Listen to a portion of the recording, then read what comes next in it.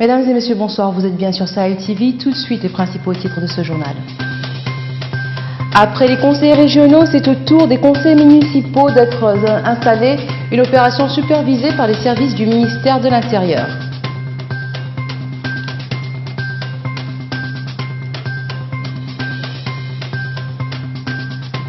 La toute première école de guerre du G5 Sahel ouvre ses portes à Nouakchott, une institution militaire dédiée à la lutte contre le terrorisme dans la région.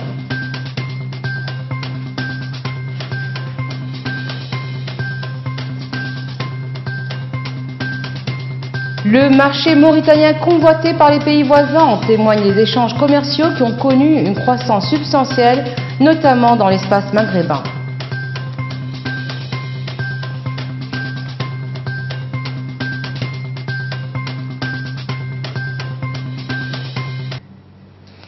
L'installation des maires et des conseils municipaux s'est poursuivie aujourd'hui au niveau de Nouakchott et certaines communes rurales. L'opération a été supervisée par des missions du ministère de l'Intérieur et de la décentralisation, département de tutelle des communes. L'installation des conseils municipaux intervient après celle des conseils régionaux qui a été supervisée par des membres du gouvernement. Les nouveaux élus auront plusieurs défis à relever. Les attentes des citoyens sont nombreuses. Amélioration des infrastructures de base et des conditions de vie des populations sont quelques-unes des attentes exprimées par ces dernières.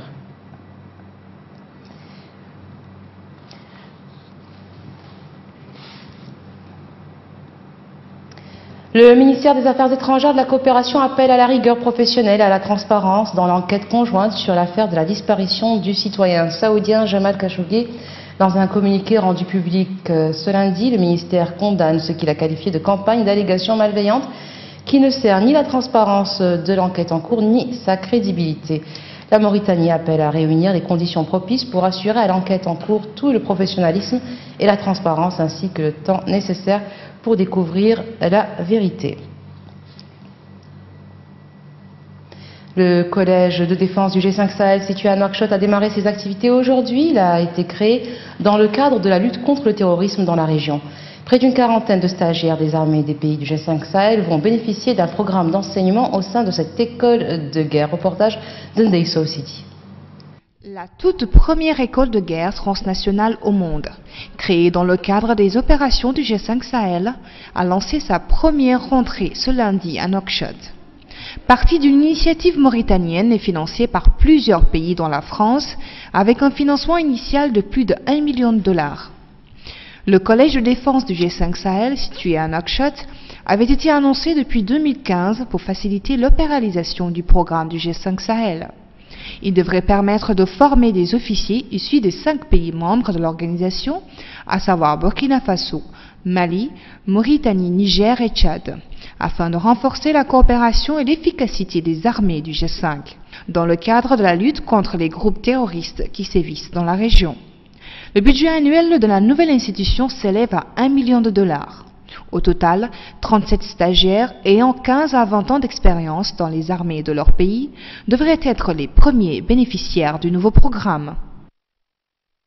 Et pour plus d'éclaircissements sur ce sujet, nous recevons ce soir le colonel Boukhari Mohamed Ouamamel, expert stratégie et communication. Colonel, bonsoir. Bonsoir. Alors, c'est la toute première école de guerre dans le monde, une école du genre plutôt dans le monde, qui vient de commencer ses activités à Nouakchott. Quels sont les objectifs visés à travers la création de ce collège de défense? Oui, comme vous dites, c'est bien la première école du genre. Mais qu'est-ce que ça veut dire, genre? C'est-à-dire un collège de défense transnational. Les collèges de défense dans le monde, il y en a plein. Mais c'est le premier collège de défense, la première école de guerre transnationale. C'est-à-dire qui ne relève pas d'un État, relève d'une organisation régionale. Le G5 Sahel. Son objectif, c'est bien votre question? Oui, c'est bien l'objectif. Pourquoi elle a été créée? Pourquoi elle a été créée? Sa création rentre dans le profil de formation de l'officier, en général. La formation de l'officier, connaît, c'est un processus. Et celle-là, cette école, c'est l'achèvement du processus. Elle commence par sa formation de base de l'officier, et puis par sa spécialisation. Pour certains pays, on appelle ça l'application. Après, les perfectionnements suivi de l'école d'état-major et enfin l'école de guerre et le collège de défense, ou les deux à la fois. Celle-ci joue le double rôle à la fois d'école de guerre et de collège de défense. Il y a une petite nuance dans les deux termes. École de guerre, quand on parle d'école de guerre, on a tendance à parler en termes de personnalité, diriger les opérations. Quand on parle de collège de défense, on a tendance à parler de pensée stratégique. Comment cultiver la pensée stratégique. Et cet établissement qui a inauguré ses cours aujourd'hui, justement, joue le double rôle. En plus, il a une vocation académique, puisque en fin de stage, pour cette année, il va fournir un diplôme universel, international, en matière de gestion qu'on appelle le MBA, c'est-à-dire Master of Business Administration.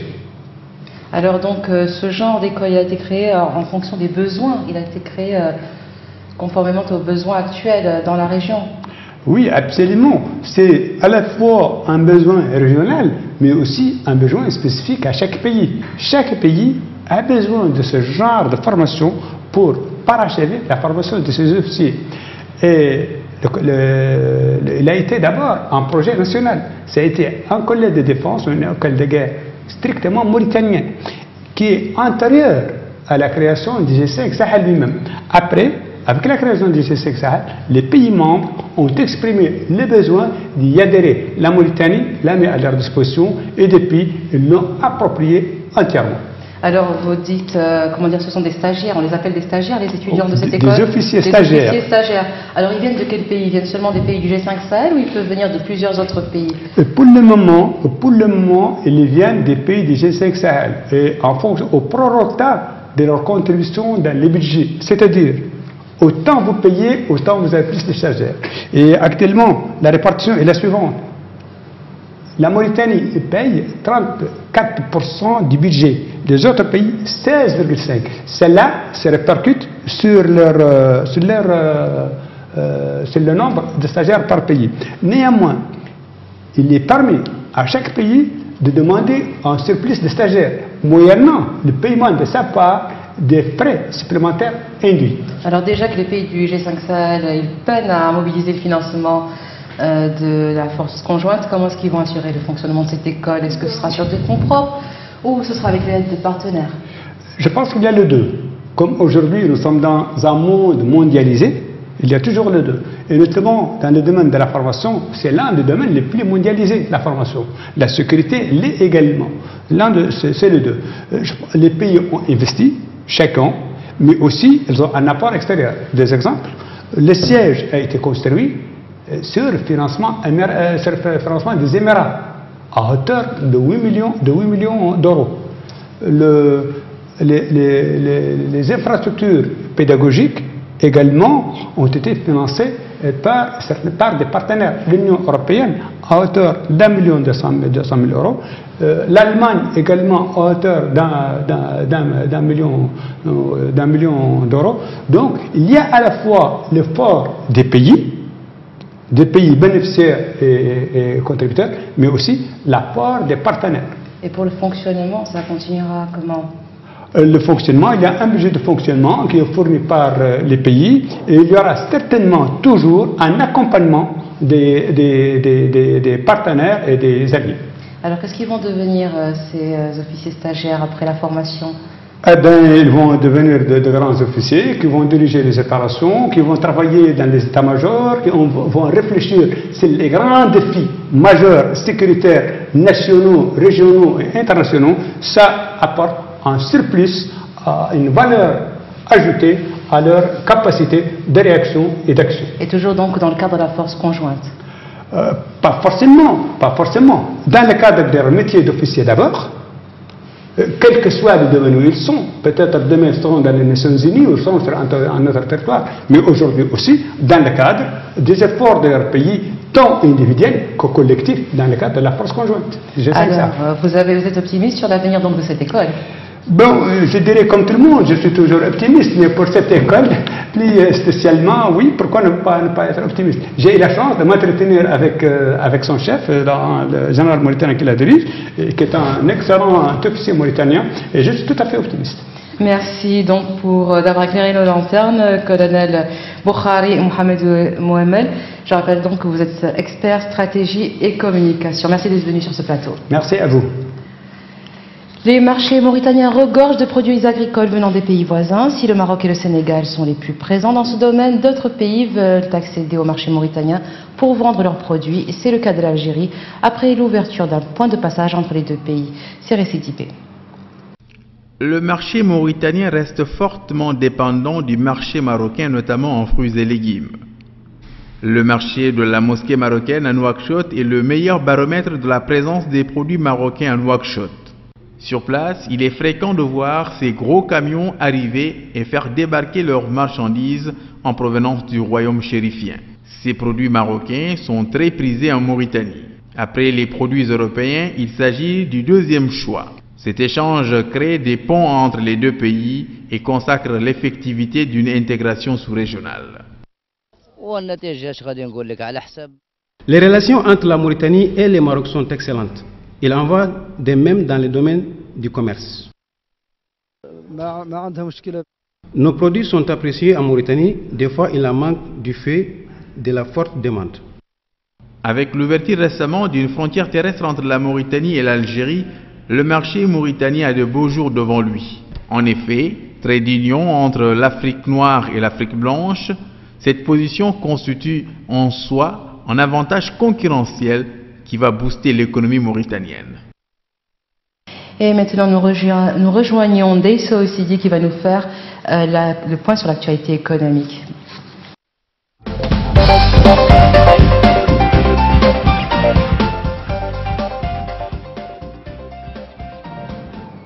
Bonsoir à tous, merci Salwa.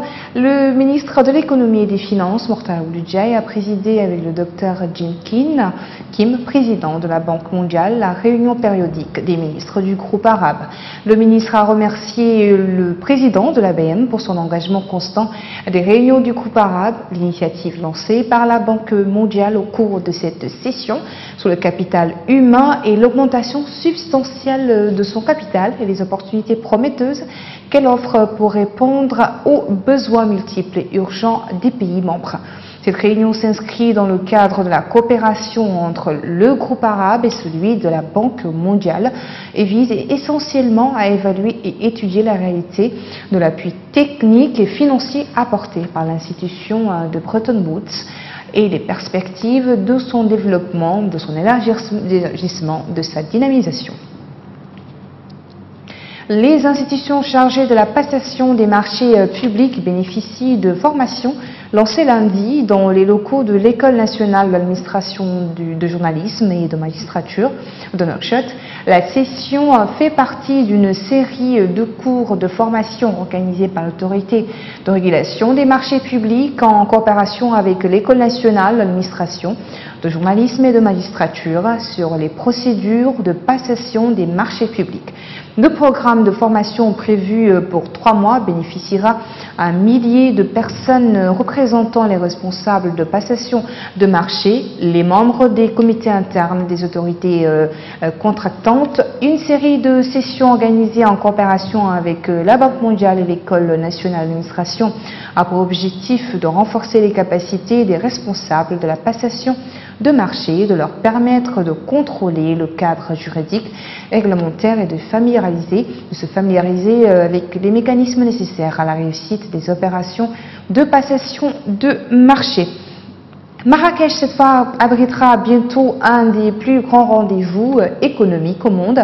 Les assemblées annuelles du groupe de la Banque mondiale GBM et du Fonds monétaire international 2021 auront lieu dans un pays qui défend les principes d'ouverture et de multilatéralisme, a déclaré dimanche la directrice générale du Fonds monétaire international, Christine Lagarde, en marge des assemblées qui ont pris place cette année du 12 au 14 octobre à Bali, en Indonésie. Le choix du FMI annoncé en avril dernier s'est porté sur le Maroc, puisque cette organisation mondiale considère le pays comme un point de convergence pour toutes les valeurs de tolérance, d'ouverture, de respect, de générosité et d'hospitalité, selon Christine Lagarde.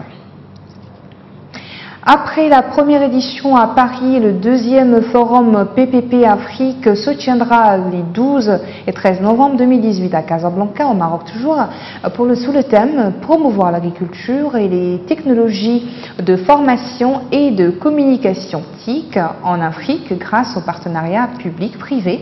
L'Afrique fait face aux défis majeurs créés par une urbanisation sans précédent, une démographie forte avec une population majoritairement jeune, une croissance économique soutenue depuis une décennie et une classe moyenne émergente et exigeante.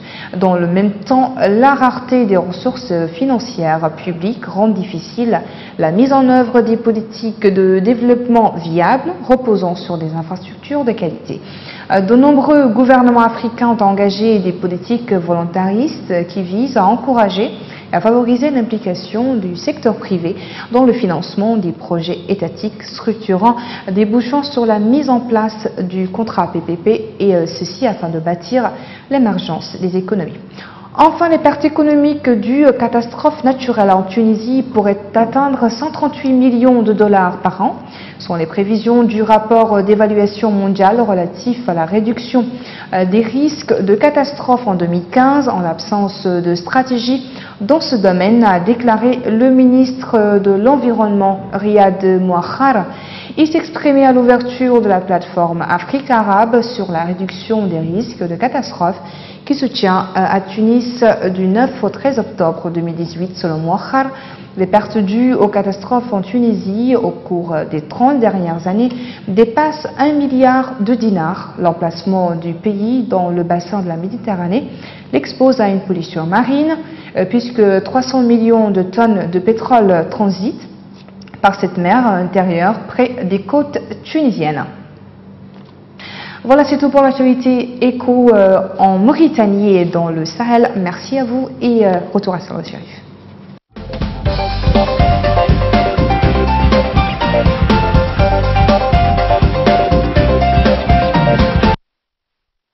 Merci Ndeye. Municipales en Côte d'Ivoire, les résultats au compte-gouttes sur fond de tension. Ces élections municipales et régionales constituaient un test avant le scrutin présidentiel de 2020 qui est déjà dans toutes les têtes. Retour à Cyril Sidibé. En Côte d'Ivoire, le scrutin de samedi n'a pas attiré beaucoup de foule. Les résultats de ces élections municipales et régionales sont attendus par tout le pays. Plus de 6 millions d'Ivoiriens étaient appelés à voter à ces élections dont le principal enjeu est de mesurer les forces en présence avant la présidentielle de 2020, notamment parmi les membres de l'ex-coalition au pouvoir qui a éclaté. Quelques personnalités ont annoncé leur victoire ou leur défaite sur les réseaux sociaux sans qu'il soit possible de vérifier leur dire dans l'immédiat. Le maire de Fresco, Alain Lobognon, en proche de Guillaume Soro, l'ancien chef de la rébellion et président de l'Assemblée nationale, a salué l'expression du jeu démocratique sur son compte Twitter. Les urnes ont parlé, j'ai finalement perdu la bataille, a-t-il déclaré.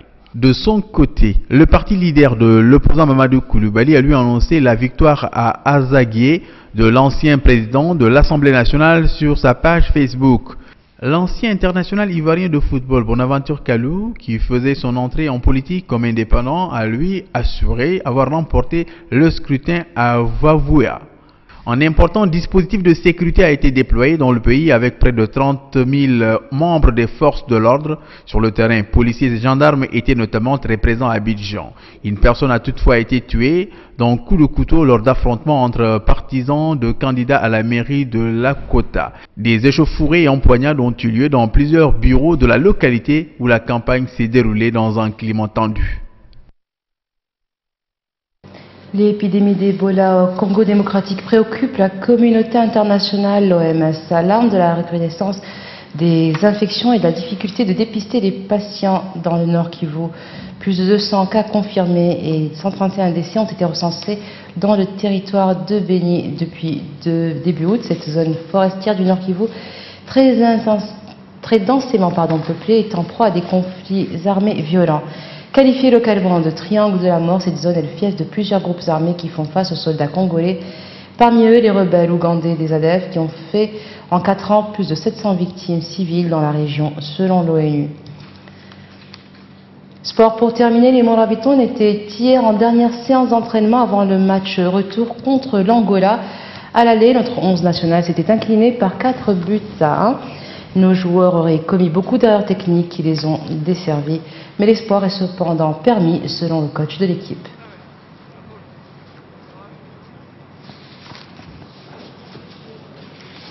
Si un match de foot, c'était uniquement une étude de l'adversaire, ce serait facile pour tout le monde. Non, il y a des situations de jeu où on fait 2 erreurs sur les 2 premiers buts avec le penalty et puis Souleymane sur l'erreur de la main. Mais après, on a commis trop d'erreurs pour pouvoir prendre 1 point ou prendre 3 points.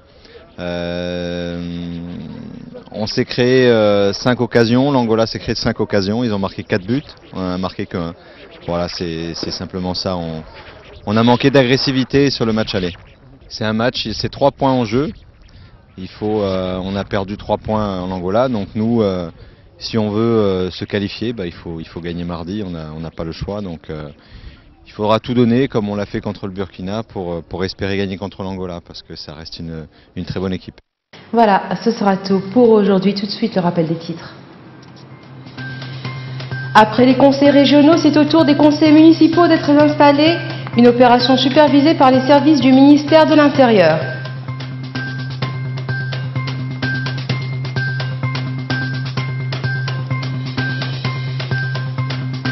La toute première école de guerre du G5 Sahel ouvre ses portes à Nouakchott, une institution militaire dédiée à la lutte contre le terrorisme dans la région.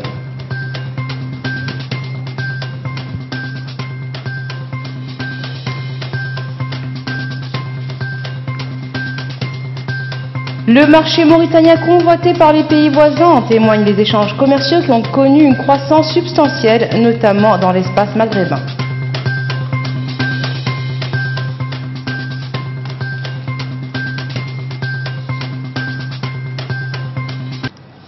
Merci d'être resté avec nous. Excellente fin de soirée sur Sahel TV.